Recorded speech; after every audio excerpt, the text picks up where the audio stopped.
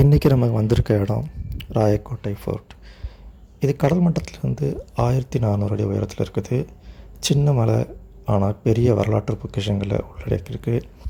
இன்றைக்கி இந்த மலை நமக்கான என்ன அதிசயத்தை வச்சுருக்குன்றதை பார்க்கலாம். என் கூட சேர்ந்து நீங்களும் ட்ராவல் பண்ணுங்கள். Welcome to solo surprise. இந்த பயணம் ஆரம்பிக்கும்போது படிக்கட்டுகளில் தான் ஆரம்பிக்குது.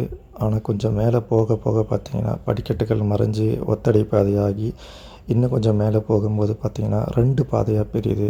ஒன்று மேலே இருக்க சிவன் கோவிலுக்கு போகிற பாதை, இன்னொன்று ராயக்கோட்டை ஃபோர்ட்டுக்கு போகிற பாதை.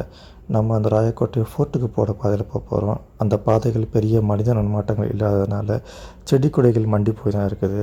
சில இடங்களில் பாறை நீர்க்கசிவுகளை தாண்டி போக வேண்டியது இருக்குது. அதையும் நீங்கள் பார்ப்பீங்க.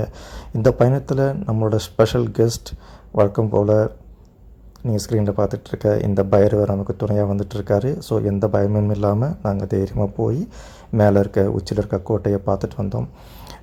ஆரம்பிக்கும் போதே நாங்கள் ஒரு சன்செட் டைமில் தான் ஆரம்பித்தோம். அதனால் இங்கே அதிகப்படியான டைம் எங்களால் ஸ்பெண்ட் பண்ண முடியல. இங்கே இருக்க மக்கள்கிட்ட பேச்சு கொடுக்கும்போது மேலே வீரர்கள் அந்த காலத்தில் தங்கியிருந்த இடம், அவங்க சமைக்கிறதுக்கான இடம், ஆயுதங்களை சேமிக்கிறதுக்கான ஆயுத கிடங்கு, இந்த மாதிரி பலது இருக்கிறதா சொல்கிறாங்க.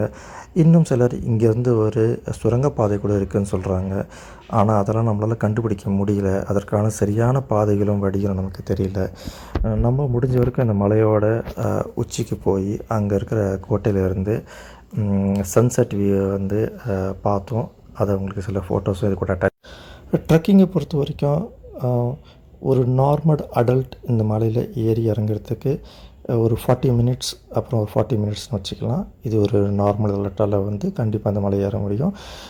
இல்லை நான் பிகினர் அப்படின்ற பட்சத்தில் கண்டிப்பாக அவங்களால் ஒரு 1.5 மணி நேரத்துலேருந்து 1.25 மணி நேரத்துக்குள்ளே இந்த மலையை ஏறி மேலே அழகுகளை ரசிச்சுட்டு பொறுமையாக நீங்கள் கீழே இறங்கலாம். முடிஞ்ச வரைக்கும் இரவு நேரங்களில் இல்லாட்டி சன்செட் ஆகிட்டப்புறம் ஏறுறதையோ இறங்குறதையோ தவிர்த்துக்கோங்க. ஏன்னா நாங்கள் பார்த்த வரைக்கும் நிறைய பூச்சிக்கள், அந்த பாதைகளில் சில இடர்பாடுகள் நிறையவே இருக்குது. அதனால் முடிஞ்ச வரைக்கும் இரவு நேரங்கள்லையும் இல்லாட்டி சூரியன் அஸ்தமிக்கிற நேரங்கள்லையும் இங்கே ட்ரெக்கிங் பண்ணுறத தவிர்த்துக்கோங்க. பகல் ஒரு நல்ல விஷயம், ஈஸியாக நீங்கள் போயிட்டு வந்துடலாம். பார்க்கிங்கை பொறுத்த வரைக்கும் எங்களுக்கு தெரிஞ்ச வரைக்கும் இந்த இடத்துல பார்க்கிங் பெருசாக ஒன்று இருக்கிற மாதிரி எங்களுக்கு தெரியல. இது அந்த ஊரில் போகிற ரோட்டில் இருந்து அப்படியே நேரடியாக படிக்கட்டுகள் மேலே வருது. அதனால் பக்கத்தில் இருக்கிற ஒரு சேஃபான இடத்துல உங்கள் வண்டிகளை நீங்கள் பார்க் பண்ணிக்கோங்க. அதுதான் என்னோடய அட்வைஸு. மற்றபடி வழக்கம் போல் எல்லா மலைகளையும் போல் மேலே ஏறிட்ட போகிறோம். அதோட இன்பமே